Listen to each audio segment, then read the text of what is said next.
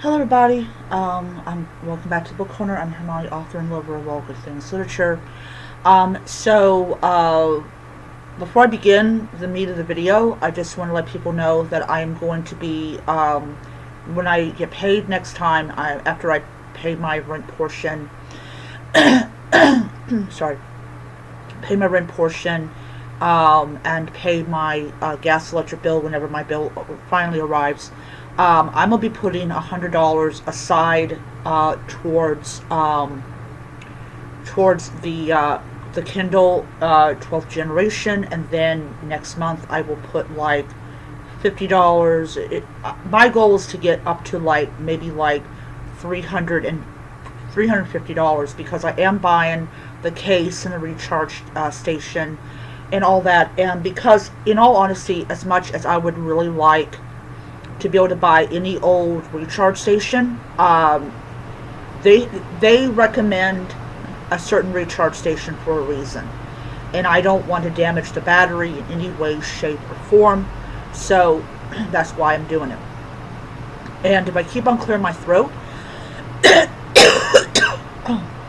because I'm drinking cranberry. I'm really trying to get away from drinking the soda as much as I used to, because I'm trying to get rid of this. And I think if I cut back on my soda intake, that is going to help out. So yes, please root for me as I start trying to lose weight. So it's also good for your insides. Cranberry is really great for your insides, and I do tip my hat to the people that put up with wolf spiders to get those delicious cranberries out there. Yeah, there's a whole video out there about how they harvest cranberries and all that stuff. So anyways, so I am currently almost done with Malice, and I will say this book turned out to be really surprising, and I love good surprises. I really do. So in this video, we're going to be talking about two things. One, both of them I don't like, as an author and as a book lover, and as someone that has read history and has understood that history can repeat itself in some very nasty ways. I remember my mother once told me that, oh, reading history is not going to help you when Jesus comes back. Well, I'm pretty sure Jesus understands that you got to learn from the past so you don't end up with him in some near future, okay, before your time. So, why understanding the past is important is that what is going on now in the realm of book bans and book censorship is a repeat of history, point blank, without a doubt.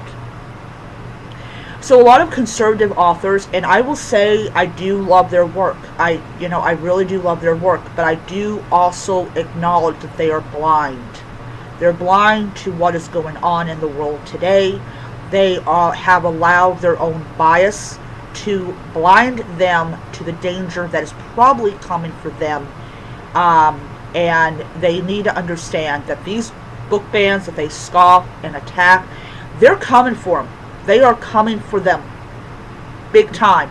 They are coming for conservative authors big time. And if people don't think that they aren't, I have called everything. I have called everything, and I didn't need sources to call it out. It's called my gut instinct, and I have developed an ability to tell when bullshit's about to hit the fan. And yeah, so I am not like some authors that just pull stuff out of their asses. I actually, from reading history and from knowing how people are, yeah, they're coming for conservative authors, just like they're coming for so-called woke authors and so-called other authors. So one of the things that the Trump administration did was declare that book bans was a hoax. There is no way in the world that they are banning books. Well, there was an author who is a conservative. I don't remember his name, but he was not happy. And what happened was his book got banned in Florida. I don't know the reasoning behind it, and I was like, oh, so, yeah. So this was the first conservative author that got their book banned. And it was banned by the lovely DeSantis administration. Banned by the lovely DeSantis administration. And he was shocked. What was about my book that you felt the need to ban?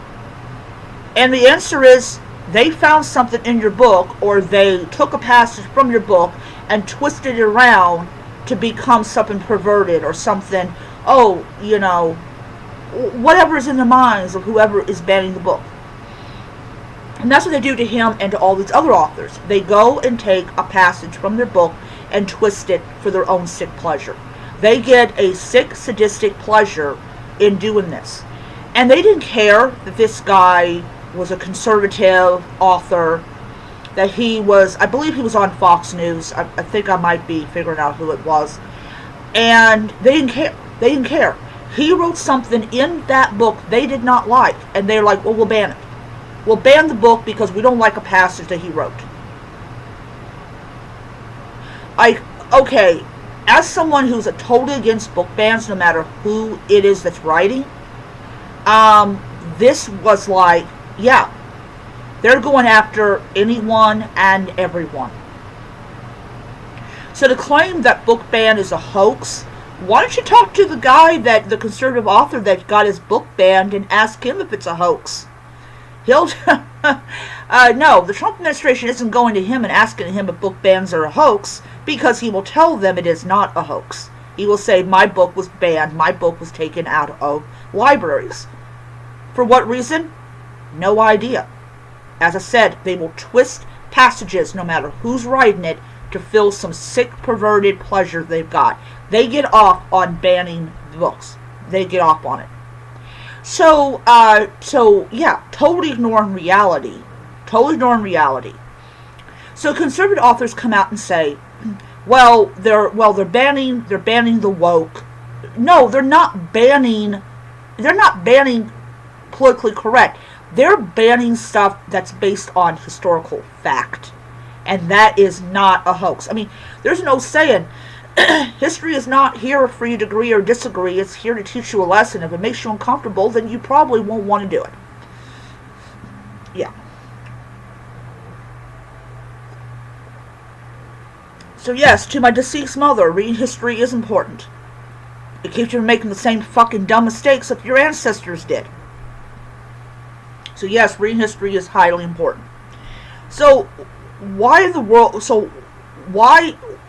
is this something that we should be concerned about? Because there is a Oklahoma bill, Senate bill, I believe it's 593. And this is something that definitely proves that book bans were never about children. Never about keeping them away from the naughty stuff. That, by the way, if you give your child a cell phone at the age of 8, they're going to see some stuff that you don't want them to see. So I don't see the purpose of banning anything. It's just like, you know.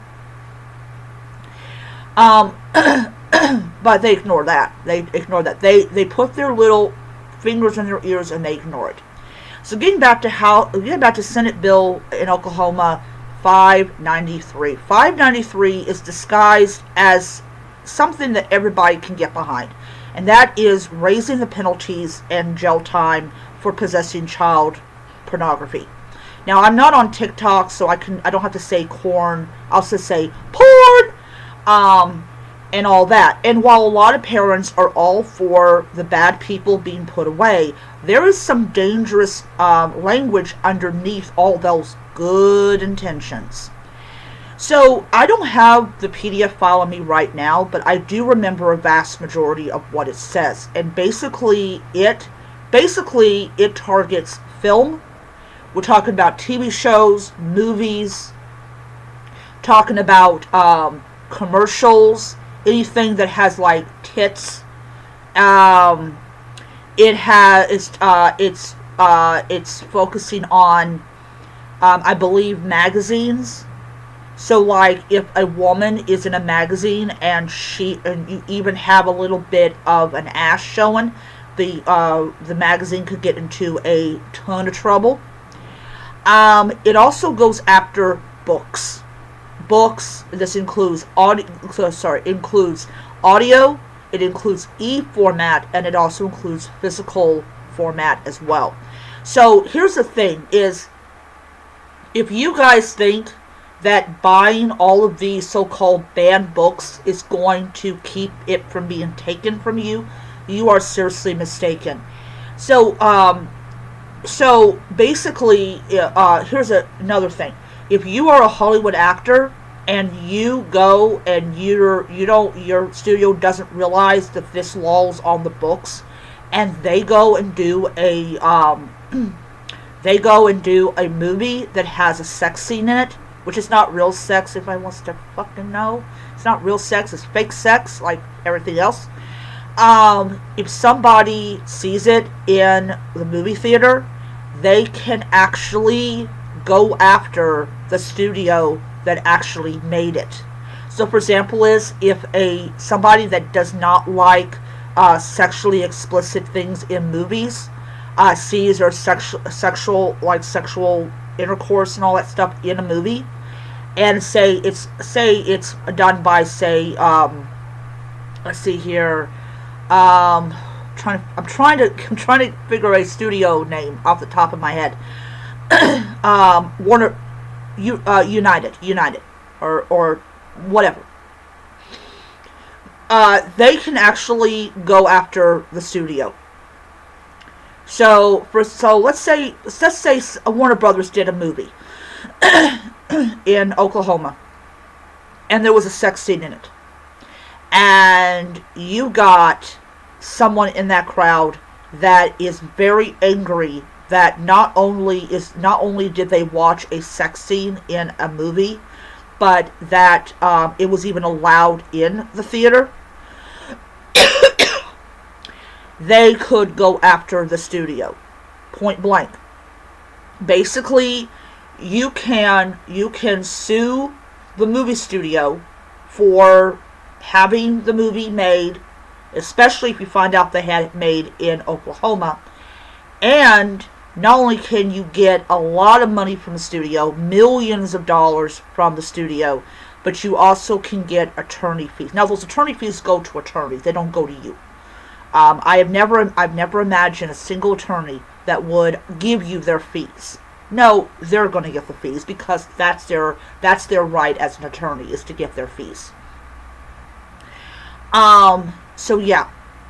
Also, if you are at home, and this is just if the bill becomes law and passes constitutional scrutiny, which it won't, but let's say for the sake of argument that it did, if you have anything on your shelf that is sexually explicit, like books, movies, TV shows, whatever, if you have it on your Prime membership, yeah, you can get hit with multiple offenses, multiple charges of having what is considered child pornography or pornography, because literally it's all under the same statute. Basically, it's designed to protect children from the naughty stuff. So, in essence, your entire bookshelf, your entire media is just one big collection of child porn. That is what it is. Now, when federal judges go and strike down a law, my personal belief is that another reason it's struck down is this a law that somebody could actually be found guilty of? And with the fact that the traditional definition of child pornography is the CDs and like the hard drive full of naughty stuff that you're forcing children to do that don't want to do it. That is the clear definition of child pornography. That is the clear definition of child pornography. That is the classic definition of child pornography.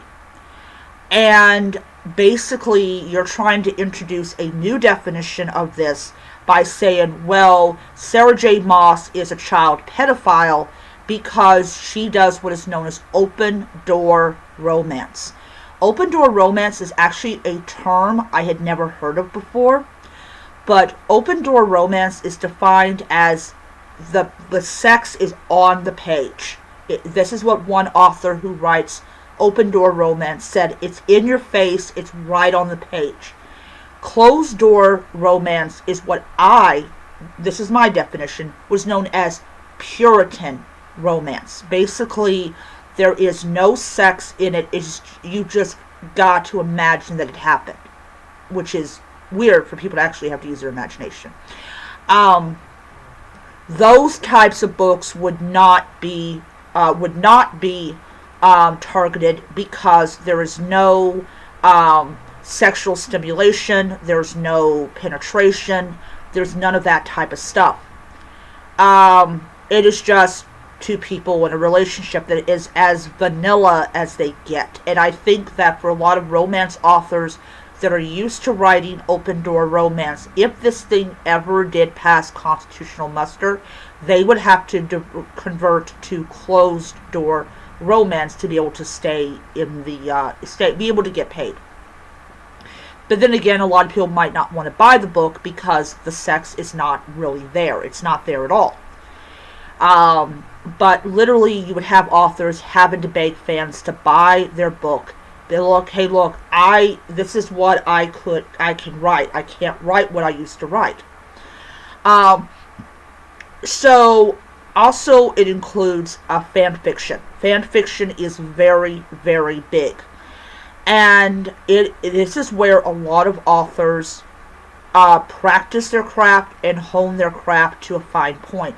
I did fan fiction. I know a lot of people are private messaging me, hey, when are you going to update your stories?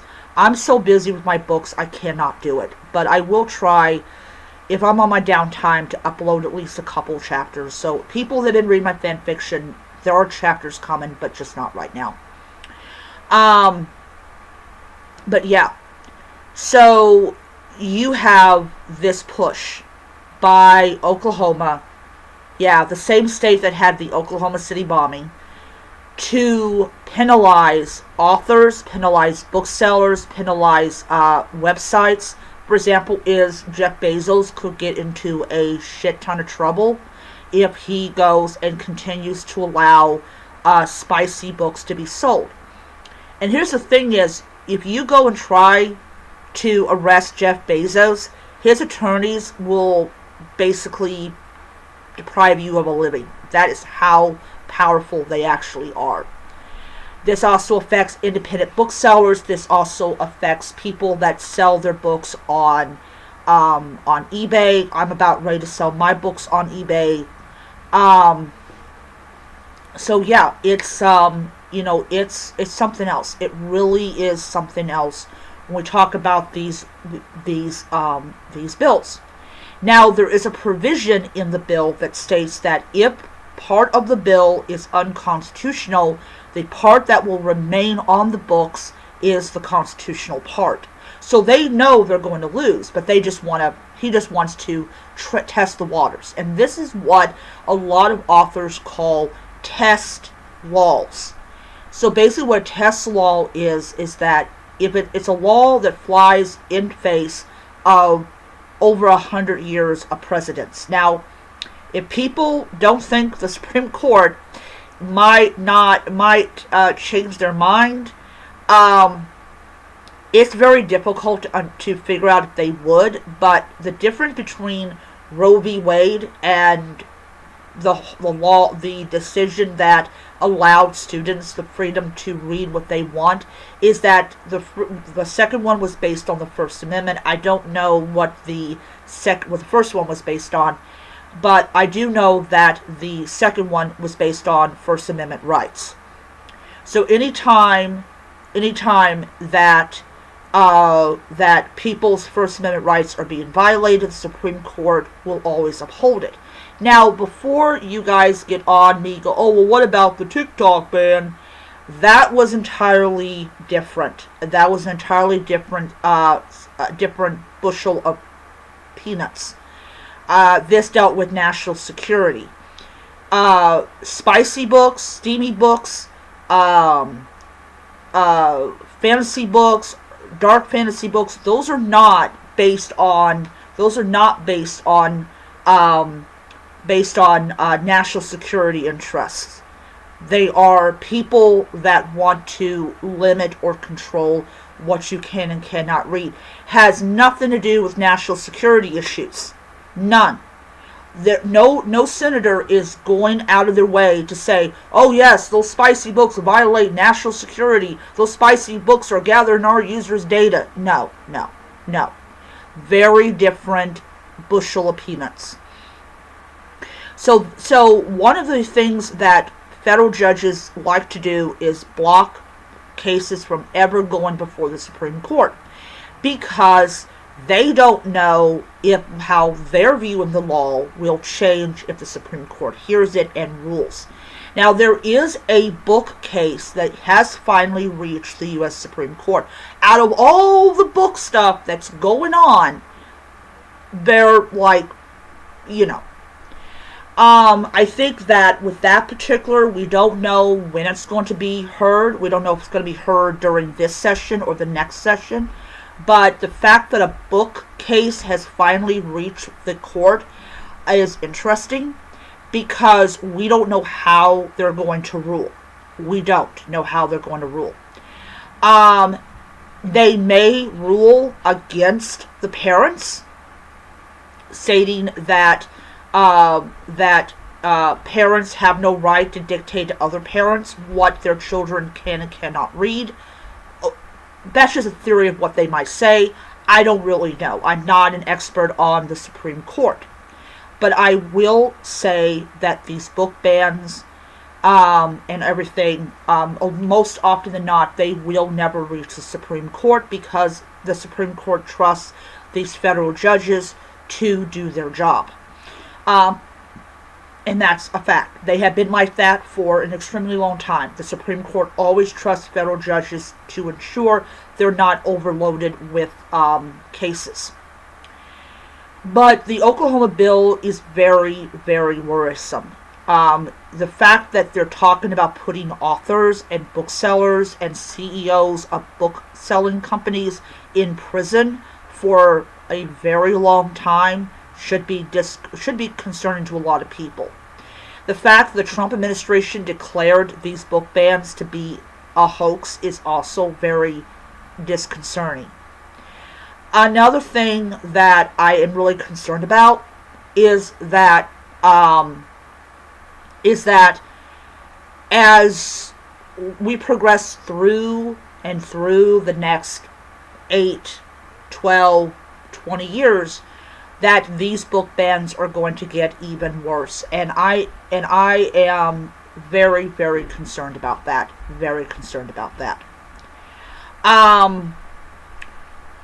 But this is also something else, that even if it did pass constitutional muster and you start having authors and booksellers rounded up and sent to jail to go to prison, it will be very difficult to prosecute these people, because jurors are going to go by the classical definition of child pornography.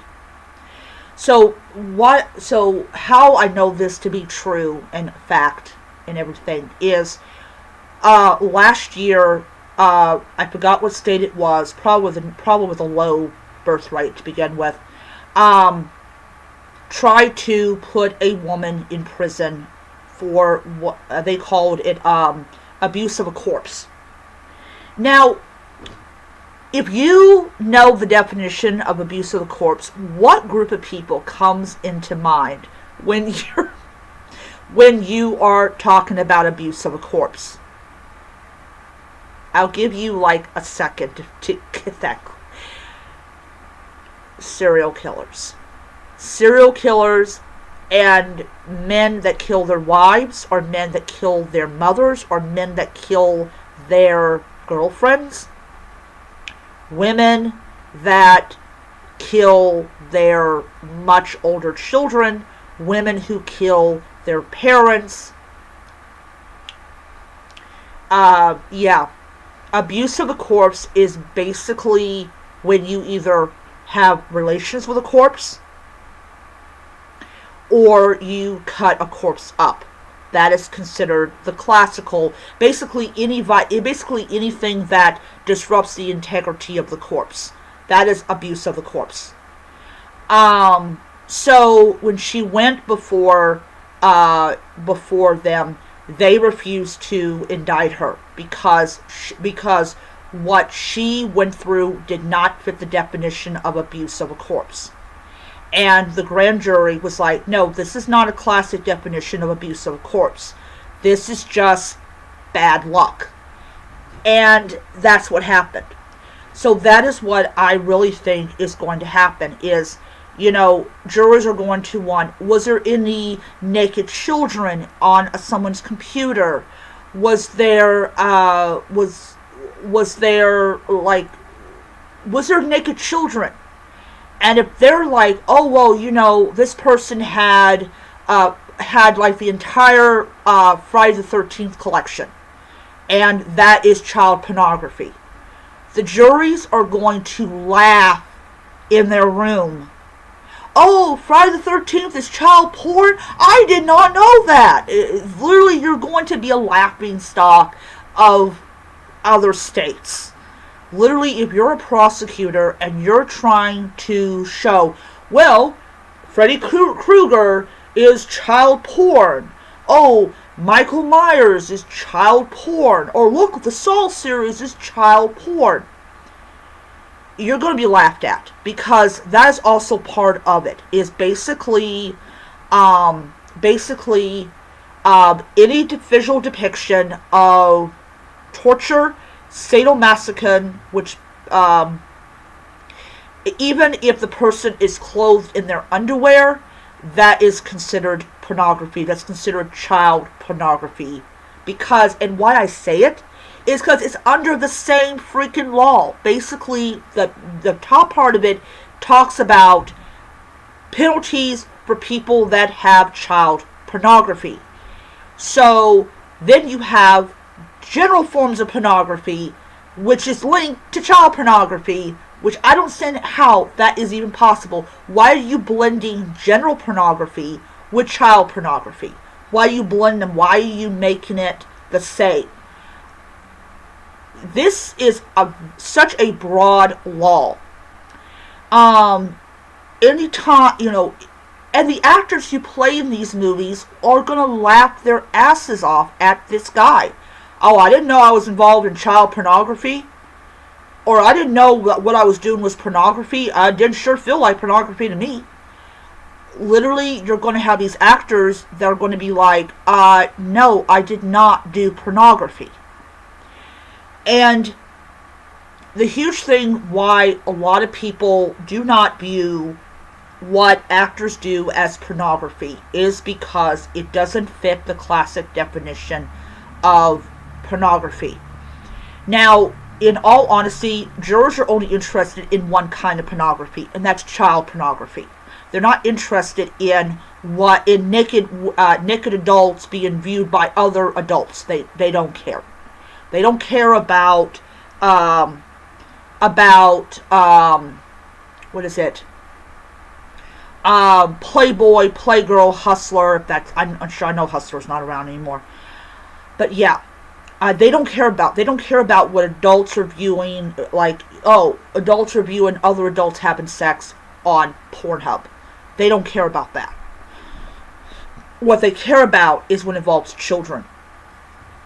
And I think it's pretty sick when you go and you're just like, oh, just going to include children. I'm going to put this in the same bill as, oh, child pornography or child SA. And as someone who was exposed to by a child molester when she was 6, I do find that highly insulting. So, yeah. So prosecuting people for having horror movies and spicy romance books are going to be next to impossible, because jurors are going to go by the classic definition. Now, if you go and try to tell a juror, hey, we have a new definition of pornography, and you're going to go by the new definition, they don't have to get any indication that they are even listening to you. They don't. They can still go by the classic definition of pornography, and you will never know they went by that. You will never, ever, ever know, because they're not going to tell you. But Senate Bill 530, 593 is not a bill that we really want to become law, because it's just another docket for a federal judge to look over and go, wow, I got those movies in my library. And I watched them. But yeah, it will be deemed unconstitutional. They'll strike it from the law. The law will stand just for the child pornography part, and people will move on. But also the thing about it is that it is very, very worrisome. It really is. Very, very worrisome. And especially when you talk about video games, and I know people have their opinion about how video games are done today, but just imagine you got one of those so-called woke video games and you are arrested and you're charged with having pornography, and you're put in prison for 20 years and made to pay, or let's say put in 10 years and made to pay a $150,000 fine just because you are playing a video game that people don't like, is like, it's just insane. It's insane. And as I said, going right back to conservative authors, they're going on and on about how book bans are not real and all this stuff. And this one person did a video, and PEN America was on the list of organizations. And I will say this, PEN America has the right to put their name on anything. But in all honesty, I really think, and this is my own personal opinion, but I will never, ever, ever condemn anybody for reading it or writing it, because I write stuff that people might not like. Just because you don't like more LGBT books or people of color or women,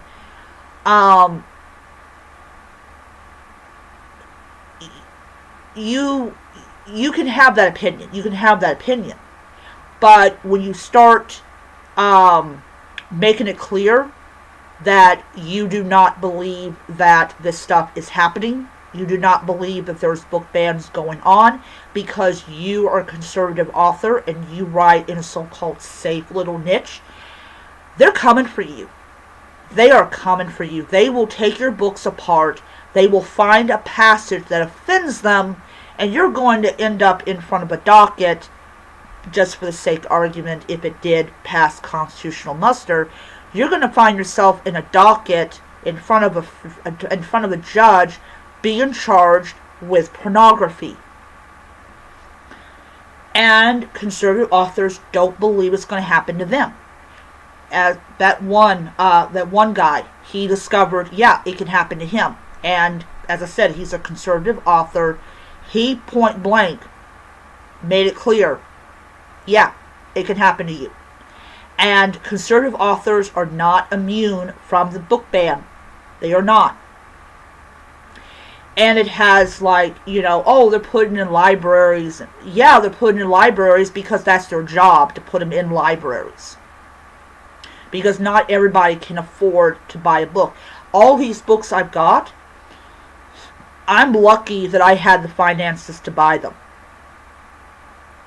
But I am sure as hell not going to attack somebody because they published a book with LGBT characters or people of color or whatever.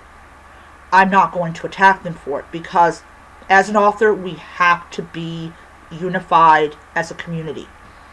And any time that someone believes that it will not happen to them, I hate to burst your bubble, but it will happen to you. Because you will write something in your book that you do not think anything of it. And somebody will find your book, and somebody will read it, and they will be offended by it, and your book will be banned. And then you can go on YouTube and complain about how unfair things are. Then I will come back and say, oh, well, you didn't think it would happen to you. Congratulations, welcome to book banning. But yeah, book banning is real. It has historically been done in the past. And people are fools into believing that it's not real. It is very, very real. And Oklahoma's Senate bill is an example of how they're testing the waters. And you have several other states that want to do it. Texas, South Carolina, I believe Mississippi. I might be wrong on Mississippi, but definitely Texas, I'm definitely sure on.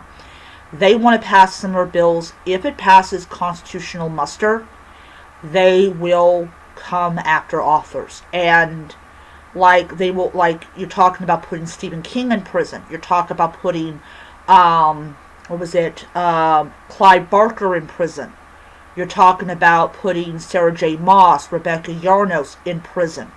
You're talking about trying to put Jeff Bezos in prison, not for what he does to employees, but for the fact that he has these books and he is selling them.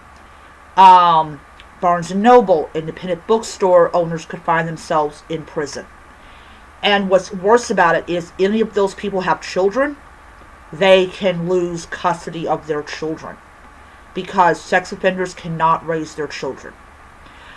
Anyways, that is my very long-winded video. Do not believe what people tell you about book bans being a hoax. They're not hoaxes. They're very, very real. And also, for people that say the books are not political, wow, then what was the point of that Senate bill, okay? All laws are political. All laws are political. Because they are created and pushed forward by politicians. Alright, so I will end it here, and I will see you guys next time.